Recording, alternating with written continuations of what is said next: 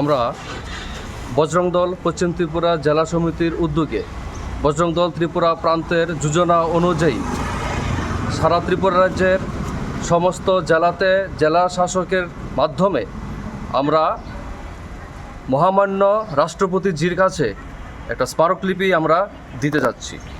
সেখানে আমরা স্মারকলিপিতে উল্লেখ করেছি যে ত্রিপুরা রাজ্য সহ সারা ভারতবর্ষে আমরা দেখতে পাচ্ছি যে বিধর্মীরা তাদের যে জিহাদি কার্যকলাপ তারা কন্টিনিউ চালিয়ে যাচ্ছে।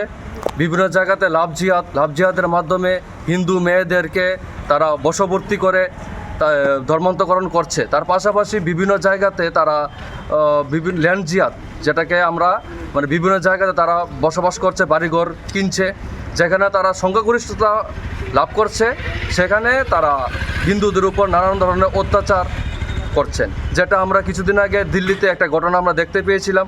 সেরকমভাবে শুধু দিল্লিতে নয়, শুধু মুর্শিদাবাদে নয়, সারা ভারতবর্ষব্যাপী যেখানে তাদের সংখ্যাগরিষ্ঠ বেশি সেখানে হিন্দুদের উপর নির্মমভাবে অত্যাচার সারা ভারতবর্ষব্যাপী চলছে।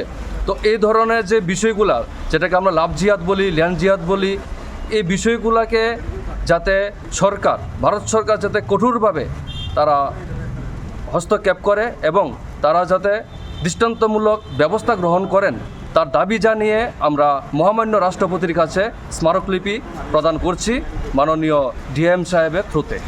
সে বিষয়ে আজকে আমাদের এখানে ডেপুটেশন। পরিচয়? হ্যাঁ, আপনার পরিচয়? আমার নাম কৌশিক পাল, আমি বজরং দল পশ্চিম ত্রিপুরা জেলা সংযোজকের দায়িত্বে আছি।